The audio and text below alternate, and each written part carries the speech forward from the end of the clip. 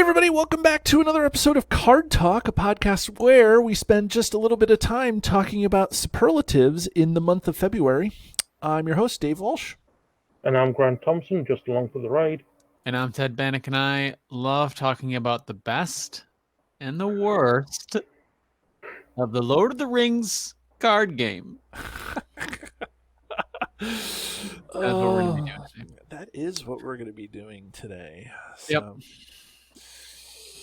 Yeah. And you know what else we're also going to be talking about our best patrons. I know. When it comes to patrons of the show, we really just have the best. And it's really exciting because just recently we hit over the $100 a month mark, and that's thanks to you guys. And it's awesome that we hit that mark, and we're doing this extravaganza month every February. We put out a whole bunch of shows surrounding a theme.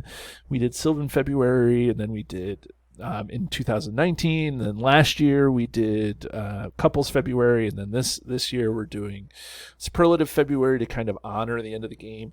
And then it's awesome because what we're able to do with that is just give away more stuff to the listeners and to the patrons and things like that.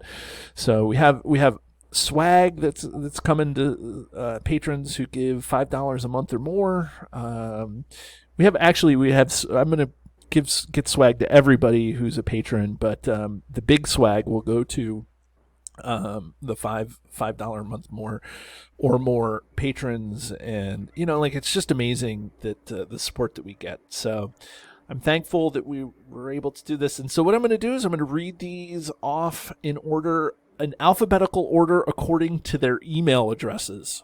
How's that sound? Great. Yeah, so I would love to thank our 28 patrons as of recording the show, who are Edmund, Brandon, Carl, Niall, David, Russ, Dominic, Daniel, Justin, Scott, Joe, Joseph, Joshua, Jake, Alex, Matt, Kyle, Lewis, Sean, Mike, Peter, Phil, Robert, Reagan, Robert, Jason, James, and Vardane. Whew. Okay, good.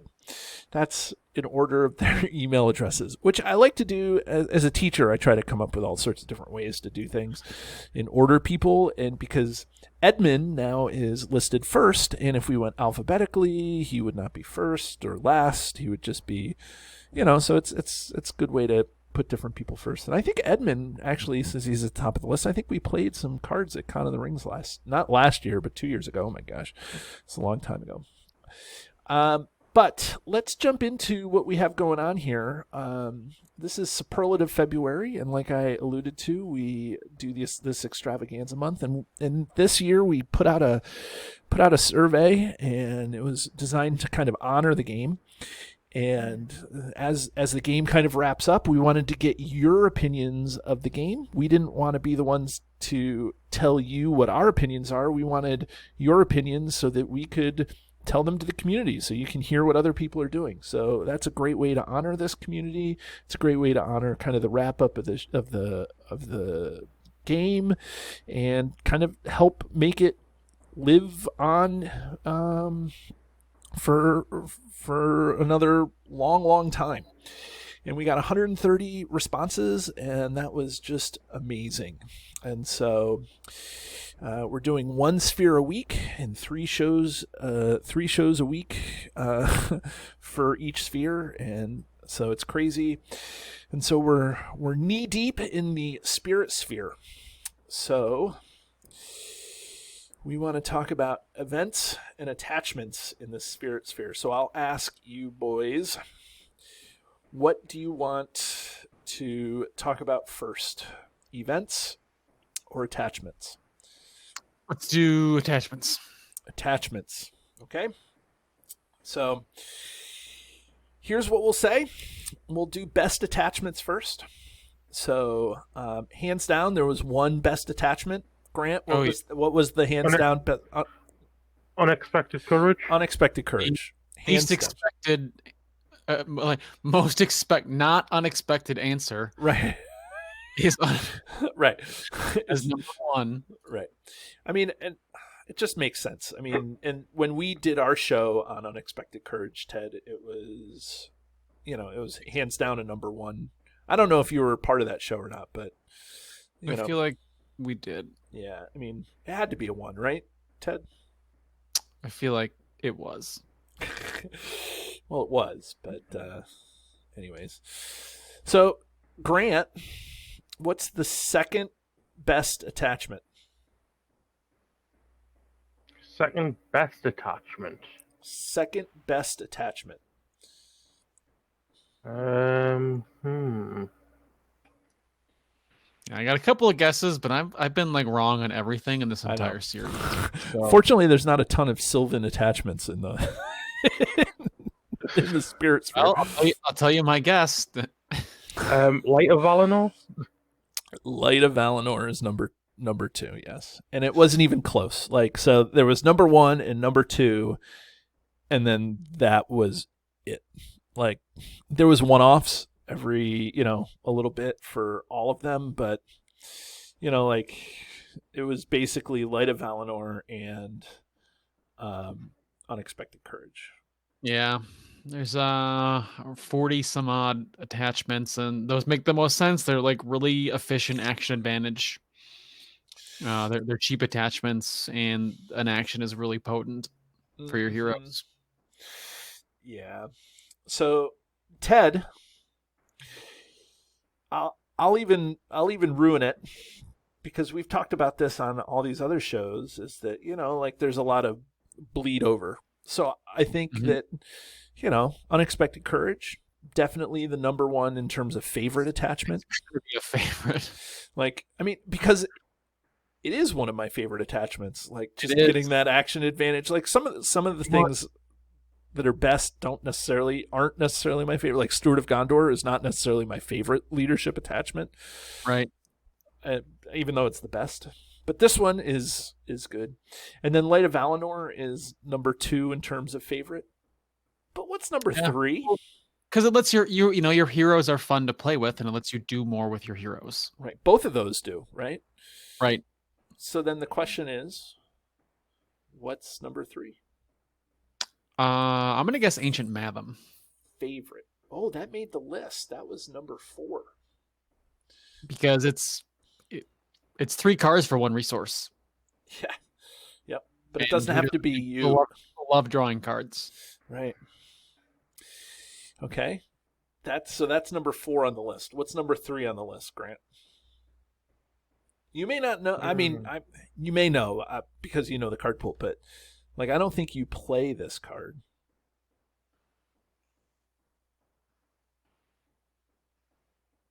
Well, there's a lot of clock cards I don't play. Well, I know, but Grimbeorn, he doesn't play it. Yeah, if it doesn't go on Grimbeorn, he doesn't play it. That's exactly it. We're thinking though of favorites, right?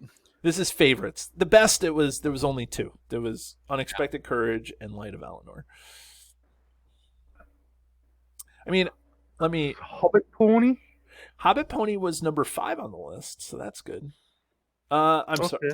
Hobbit Pony was not number 5 on the list. I'm sorry. It was only mentioned. It was just also ran. Hobbit Pony. Harrogrim was number 5 on the list. So I got confused by my H's there. Okay, Ted, I'll give you one more chance, and then. The last one I take a stab at is probably To the Sea, To the Sea. That's it. Yep, number 3 is To the Sea, To the Sea. People like the Nolar archetype, and that's what fuels it. Yeah, To the Sea was, but it wasn't. I mean, it was a distant third to Light of Valinor. Certainly. So, and the thing is, all 3 of those can target a lot of the times the same hero. Right. And we'll get Unexpected Courage and Light of Valinor. Right. Yep. To the Sea. And it makes sense to put them all on the same hero too, right? Like, you put Light of Valinor on Círdan, and then you Unexpected Courage him, and then To the Sea. I don't know. It's just a lot of stuff. Woohoo! There's a lot of stuff going on. There was some interesting ones. Ted, you showed me the beauty of this card. Was the Song of Arendil, Oh yeah, I got two favorites. Yeah. What is it? Uh, well, so that's one of them. If you want to Okay. talk about it, Yeah. I mean, just briefly, that's the song of Arundel? Grant, how do you some pronounce that? Arundel? I Arundel? pronounce I pronounce it Arundel. Okay. yeah, you know, yeah, you play it for one, you draw a card, and then anytime another player raises their threat, you can choose to take the threat for them. So it lets you it gives you a threat management tool for other players kind of readily. And then you can just focus on reducing your own threat, which is great because there are a lot of heroes that do that, like Mary and Lord Aragorn. Right. But my other favorite is Silver Lamp. Silver Lamp Silver Lamp is my favorite cards in the game. not mentioned at all. Yeah, just as far as like personal favorites go, it's a 2-cost attachment and lets you, when shadow cards are dealt to you, if the spirit hero it's attached to is ready, the shadow cards are dealt face up. Right. Some people think like, oh, well, it doesn't cancel them, so what's the point? But having the knowledge can let you strategically choose a defender. Right. Absolutely. And I love it. I love having the knowledge that it brings and plays into this whole spirit defense strategy. What about you, Grant? Just very briefly, do you have a favorite attachment that's not listed on this? Obviously, Unexpected Courage is phenomenal, but outside of the standard, the standard attachments, I like Miravor. Yeah, Miravor was mentioned. Yep. There's also that infinite thing with Miravor and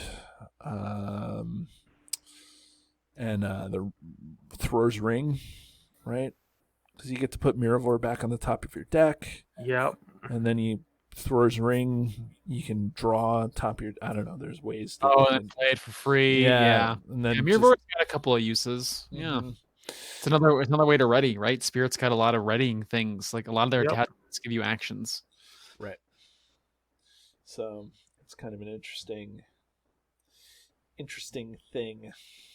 Yeah. A couple of other really fun ones in there. Honorable mention, King of Dale feels the Dale archetype. King of Dale was mentioned. Yep. Yeah. Yep.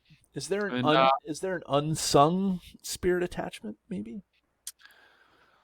Well, I think as far as I kind of gripe about guarded cards, but I feel like Mithril's Shirt is one of the guarded cards that's like it's guarded by a location, which depending on the scenarios, knowing it's going to be a location helps you know when to play it, and then its ability to just unlimited cancel damage on that hero can be very helpful for a lot of quests. Yeah, absolutely. Well, let's move along here because now we get into events. I don't even think we need to talk about best events in Spirit, do we? No. I mean, we could do it in the way that we did leadership attachments if you wanted to. It's just not necessary. Is it fair to grant a Test of Will the best event in the game? What would be up against it? Feint? I think Feint is a strong runner because again, their ability to sneak cancel and sneak I'm attack. Just throwing that thought out there. Yeah, I mean, again, I know that I've said this before. A Test of Will is probably Caleb's least favorite card because it just is too powerful. So if you're acting as Sauron. Yeah, I mean that's the thing, but yep, I think by far and away, as you always say, right? It's gonna be You know what the drawback of Test of Will is, right? You have to draw it. Well, it's the fact that... Thanks, Grant. You have to draw it.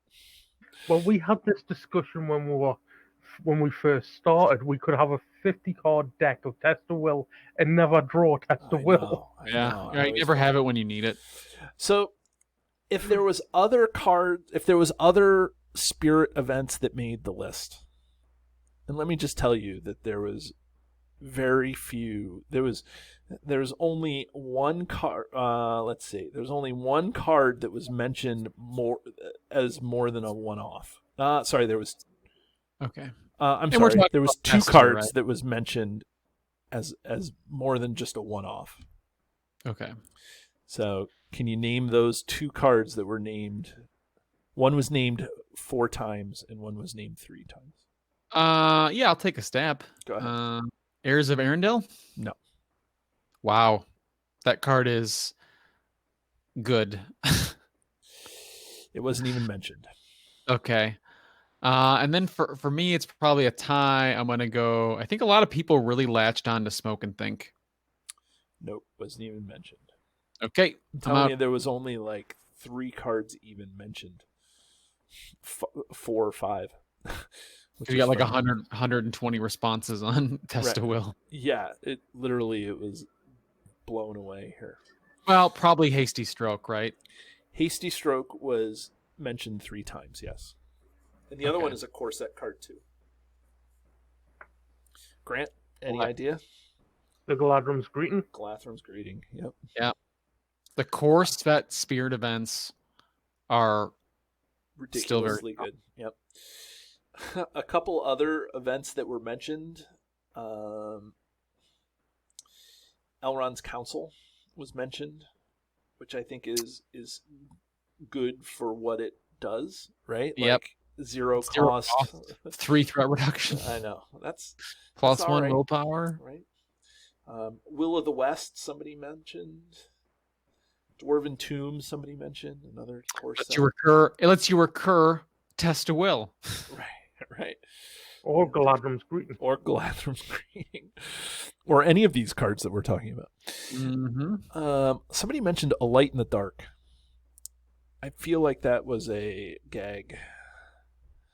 I think I have to look it up here. That probably would I could see on people's favorite cards, like pet cards, because it falls into a deck strategy. Isn't it a dwarf thing? No.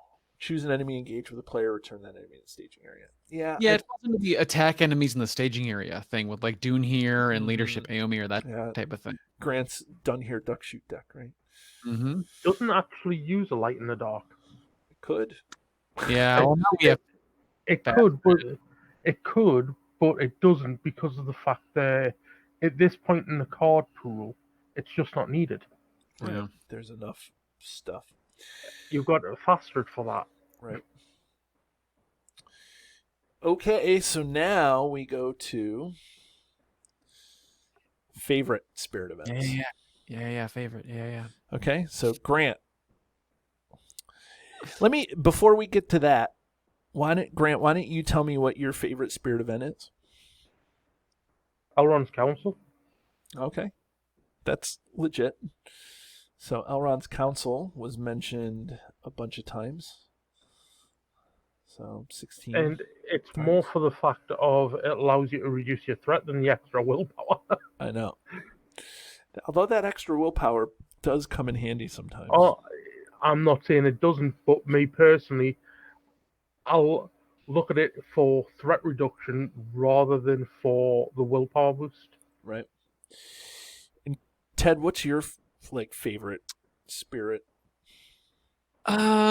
It's really close between Heirs of Elendil because of how strong it can be, but honestly, I might probably free to choose. Free to choose. And He's freely choosing free to choose. Yeah. Nobody said free to choose. Yeah, I think it's kind of one of those unsung cards. You and we did an episode on it. Right. Episode on free to choose, so go back and listen to that for some of the finer points on it. But it has this hidden strength to it that lets you, like, the name too is so apt to how it helps you, because so many encounter cards say a treachery card will say you must choose between these two things, and it's going to be like deal a damage to all your characters or raise your threat by 1 for each character. Mm-hmm. You can actually make the choice to raise your threat if you have this card in your hand, and then completely negate it. Right. And that's great. It's 0 costs, and you're like, I'm gonna not do whatever the thing says. Ignoring cards is super fun to me. Having those powerful effects to do once in a while. Right. When you're reading a card and it's like blah blah blah, you're like, I don't care, I just don't do whatever this says. It's immensely satisfying. One of the things that I think is really funny is that Late Adventurer is an interesting card. And I feel like that card, for the way that I play the game, not my play style, but the way that I play the game, never gets used because I'm like, you know what? I'm just going to send that guy to the quest now anyways. Late Adventurer can be phenomenal. It can be, yeah. I mean, if you're playing correctly, which sometimes I don't. If you're playing Tactics Bilbo, for example, this card is ridiculous if you aren't running, say, Hobbit Pony or one of the other ways Second breakfast. of getting them to the quest. It works well with Leadership Irma. Mm-hmm. Yep. If you don't have an enemy already in the staging area. Oh, right. yeah. Yeah. Those are probably the best 2 targets for it. Yeah. But Late Adventurer didn't make the list. So I will say Test of Will was the number 1. What's the number 2 on the list? You guys talk about it and come up with an answer. You guys, I haven't done a collaborative one in a while, so what do you think the number 2 the number 2 card is? Favorite events? Test of Will by far and away is people's favorites. So. Yeah, it's gonna be it's not Second Breakfast, it's 11Z's that was the one that takes back to the... It's tough because like Lords of Eldar and Elven Light are good, but they fall into specific archetypes. I'll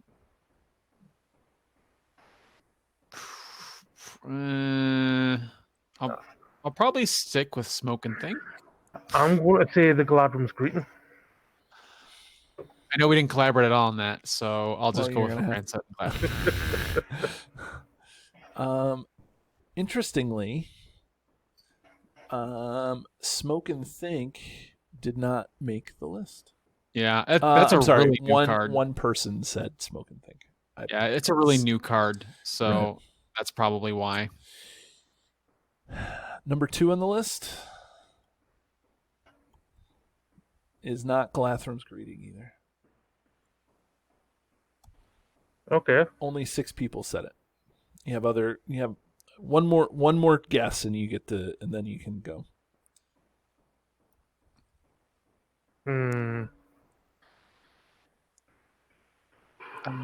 Yeah, it's.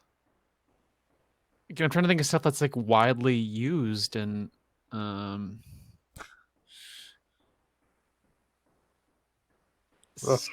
Children of this island. Island Amid Perils made the list. Like one person said it. Small Target, somebody said. Stand and Fight, a couple people said. Yeah, like I can... What about Power of Orthanc? One person said Power of Orthanc. You guys are... I think you've mentioned it in this episode, but you haven't... Like, you're not saying it for this particular question. Is it Hasty Stroke again? It's not Hasty Stroke.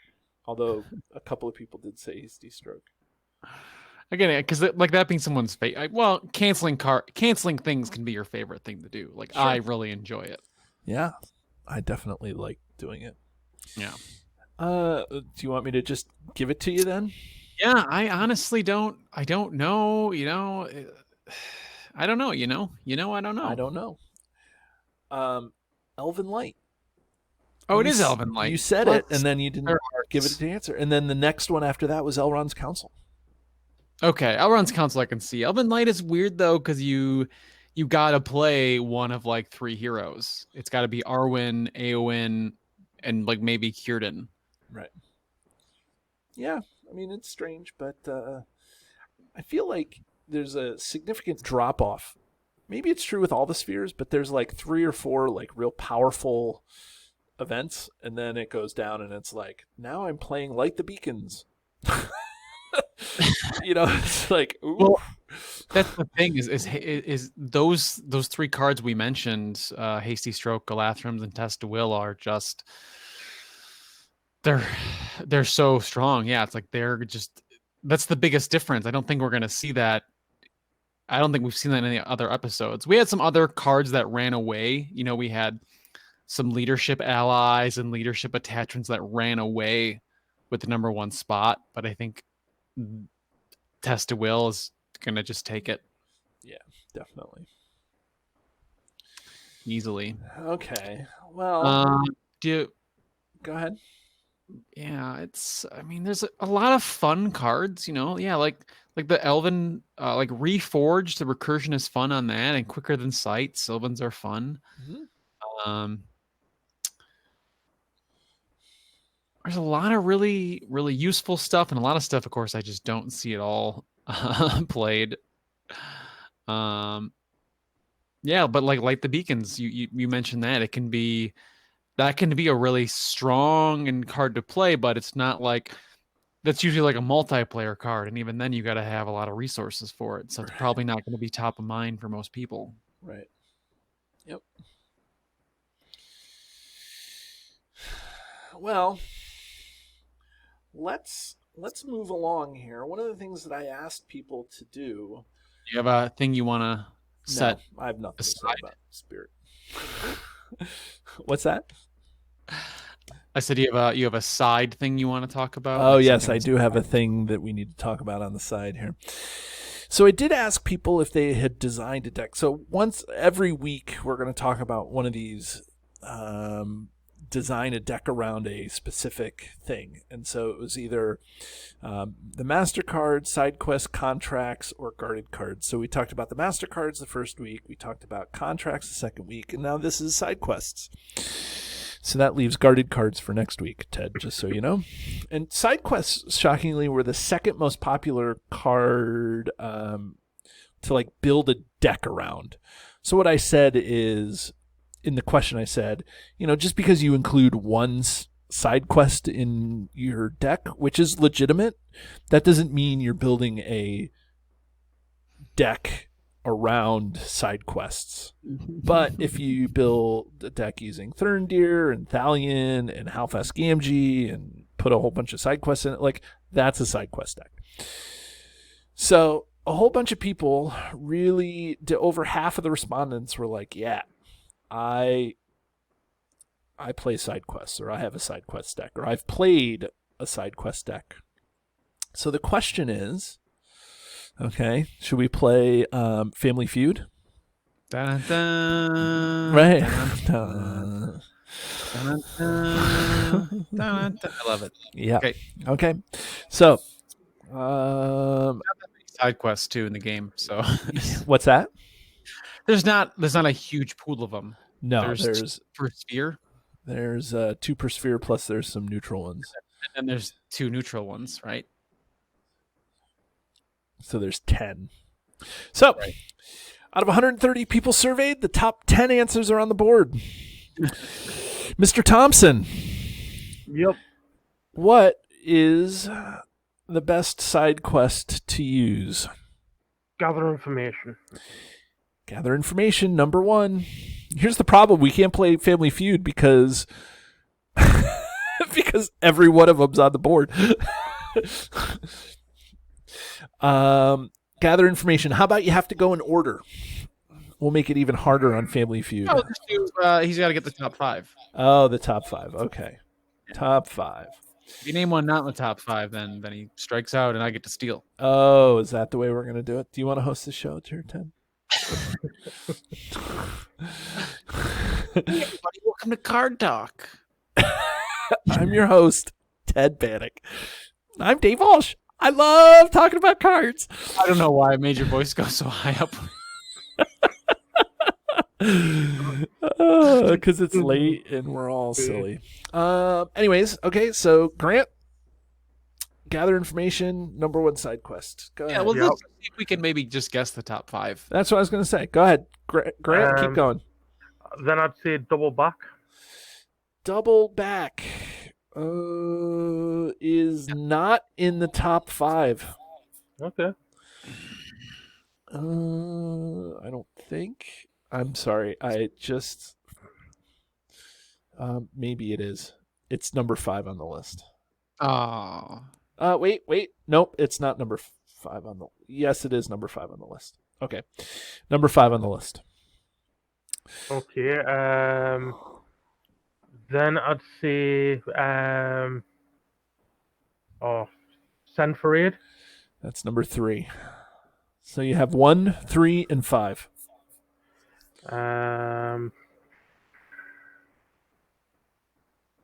Keep Watch. Keep Watch is number 4 on the list.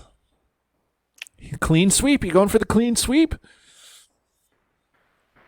And let's see. Scout Ahead. Scout Ahead is number 2. Ding, ding, ding, ding. You Good job, win Grant. $25,000 as soon as we get that much from our patron. Well, I was just going to say, can I have that in cash, please? Yeah, right. Well, if you're taking your lump sum payment like they do with the lottery, that in the U.S. we just had $1 billion lottery draw, and you only get half of it if you take the lump sum. So,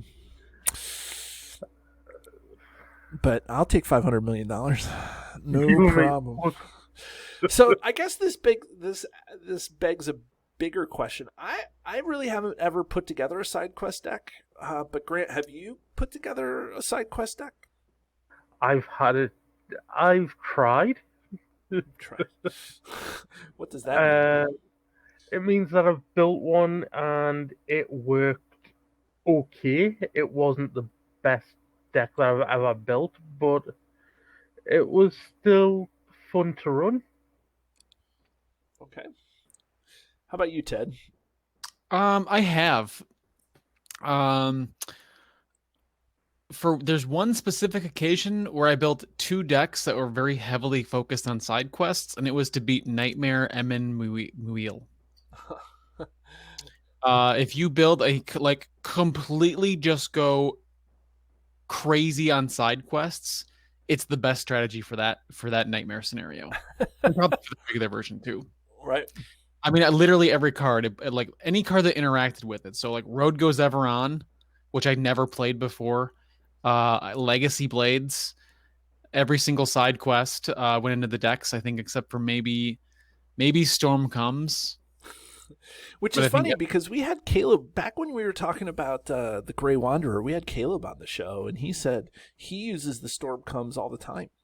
Yeah, that's like his go-to. That's what he fetches with. Which is funny because the community was like, I ain't using Storm Comes. Storm Comes was like low on the list. It was like the 6th most popular, 7th most popular side quest. Yeah, I'm trying to think of what other cards I put in the interactive, like all the allies that interacted with side quests. Right. What is it? Like the Emin, not the Emin Muil, the Emin Arnon Ranger or something. I don't know. He interacts with traps. There's the lore guy that you get stuff. Thalion interacts with side quests. Yeah. Thalion was in the decks, and there's a couple allies. There's a spirit ally that doesn't exhaust to quest when there's a side quest in the victory display. It's like he's a Rohan ally, like Rohan something. And there's like a lore ally that gets a bonus. Yeah, there's a lore ally that gets like +1 willpower for every something messenger or something. Right. People I know are screaming at me because I can't remember the names of the cards. I'll look them up and make sure that the picture gets put right next to you. That way, yeah. That way, the name of the Rohan rider that's spirit, and he's got 2 willpower and 2 Are attack. you talking about the rider of Rohan? That's him. That's him. There he is. I don't remember his name. Dad, you're pointing right at him. That's awesome. That's so funny. He was right top of mind. I don't know who the lore guy is. I mean, I thought it was like the Emin Arnon. That's the ranger that interacts with Yeah, traps. I know. It's like a Dunedain lore one that gets like a +2 against a side quest or something. Something silly. So it's fun, but like you can't do that against every scenario. You don't have time. Like, what kind of game are you playing? I'm just going to play like a 6-hour game of Lord of the Rings and do every side quest in the game. Yeah. And try not to thread out. And then if you're playing against Across the Entmoors, which has like 5 side quests in it anyways, you know. I think side quests are more of the thing where it's like, okay, I'm going to include 1 or 2, maybe 3, depending on what the scenario is. Like Keep Watch is really great against some scenarios to lower enemies' attacks. And if you're really concerned about threat in a scenario, Double Back is great. Mm-hmm. I don't know. Do you have any favorites, Dave, that you like to play? I do. I like Send for Aid as just a fetch. You know, like it didn't gather information. I like those 2. Like when I build my Council of the Wise decks, I feel like I need a lot of fetching cards because and you only can put 1 of each. So if you put those side quests in there, at least you're starting to multiply the variety of ways you can fetch things in a deck.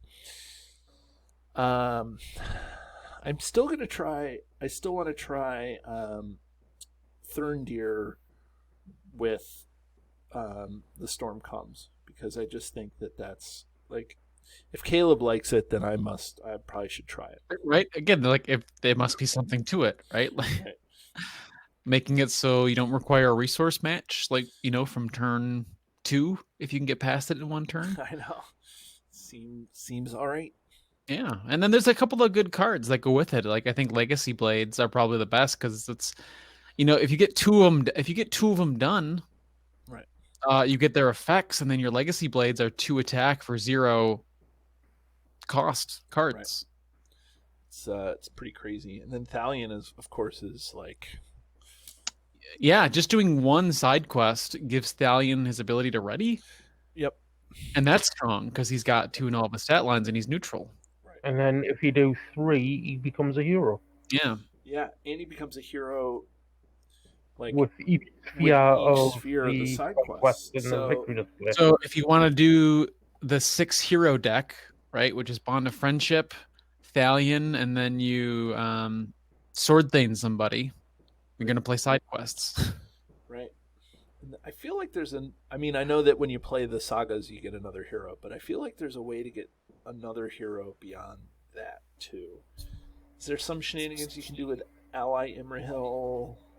Well, see, Ally Imrahil, you have to have a hero in your discard pile. Yeah, so that doesn't work. So he always trades. Right.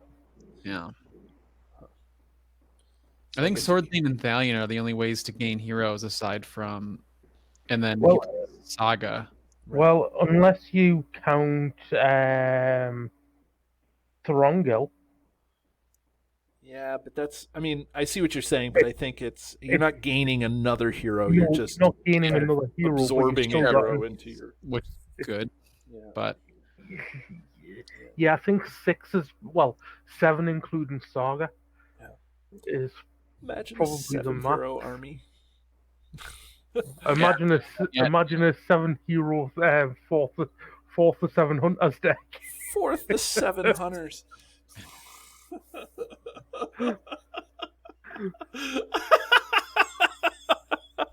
Oh, that just tickled my funny bone. That was really good. I guess somebody could Desperate Aid you for 1 turn, where there's an event that grants somebody a hero. Yeah. Is it Desperate Alliance? Desperate Alliance. Yeah, you could Desperate Alliance. Thank you. That's yeah. So you could have an extra hero for 1 turn. I don't know if there's a way to make that permanent. Probably not. If they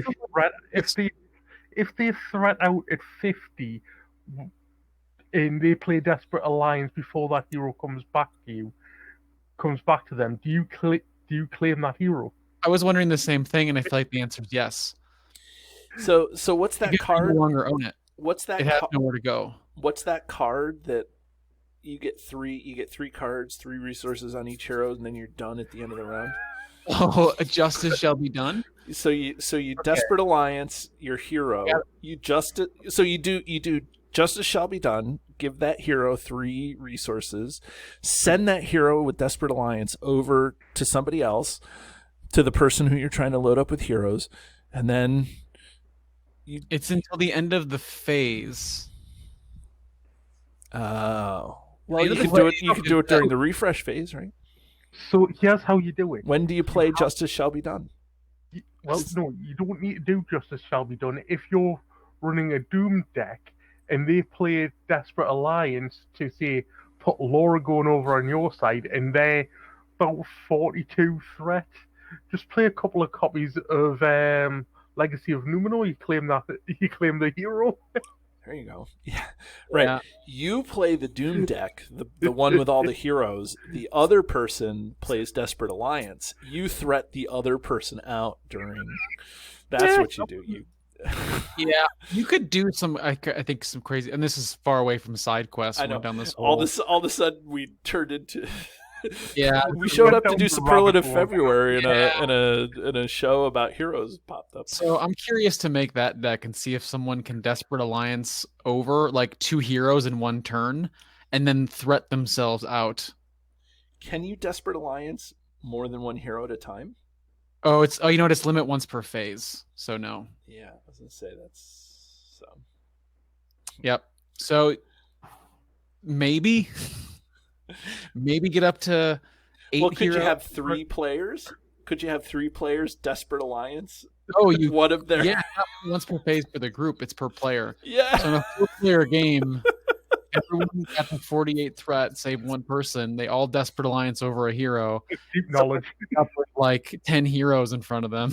Right. Right, now here's a question. If you, say, take Ally Imrahil from somebody else, because they've got a hero in their discard, do you still keep that hero trait when you claim it?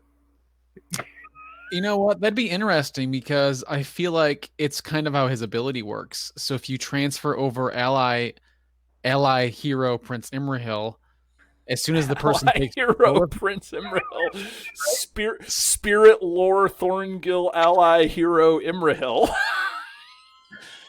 I feel like if you Desperate Alliance Spirit Prince Imrahil to someone who didn't have a hero in the discard pile, he would convert to an ally for that person. Okay, that makes Yeah. Yeah. I'd have to look at the card a little more closely. I'm Yeah. going a little cross-eyed right now, trying to figure out if I can get 17 heroes on my Right. side of the board. And all you need is some side quests and Thalion to do it. Right. Yeah, we got it. Well, it sounds like we don't even need Thalion at this point. We could just Desperate Alliance everybody. Yeah. But circle back around to side quests. They certainly have their place in the game. They definitely do. Oh well, I think unlike guarded cards in Ted's opinion. I know our guardian. No, they have a place in my Burglar's Turn loot deck. See, this is where we'll differ, but that's for next week. But guys, I think we have explored everything that there is to explore about the Spirit Sphere that this survey had to offer. So I think we'll cut it here, and then surprise, surprise, we've done tactics, we've done leadership, we've done spirit. So guess what next week is going to be? Neutral. Yes. Baggins. And it's going to be some of the best and worst in terms of scenarios, and I think that a lot of people will want to hear that. So that'll be interesting. Plus I have a single answer that's going to floor somebody. So stay tuned. Make sure you tune in next week for the single answer it was the most shocking single answer of the whole survey. So Ooh. Yeah. So Ooh, that ain't a cliffhanger. yeah. So everybody join us again as we talk about more superlatives in the month of February. Have a great day, everybody. Do you love the content? Here's what you can do to stay connected. Become a patron. The money collected through Patreon goes into keeping the lights on here at the podcast. We love our patrons, and you can join at many different levels. Visit patreon.com/cardtalk2018. You can subscribe to us, whether you're watching our YouTube channel or you're listening to us in your favorite podcatcher. Hit the subscribe button to get notifications of all our new episodes. Didn't know we were an audio podcast? Find us by searching Card Talk to get access to our 120 plus regular episodes. Didn't know we were a video channel? Find us by searching Card Talk LOTR LCG on YouTube. And there you can find not only our regular episodes, but you can find our bonus playthroughs and other content related to the game. Want to get a hold of Ted, Grant, or myself? Feel free to email the podcast at cardtalk2018@gmail.com.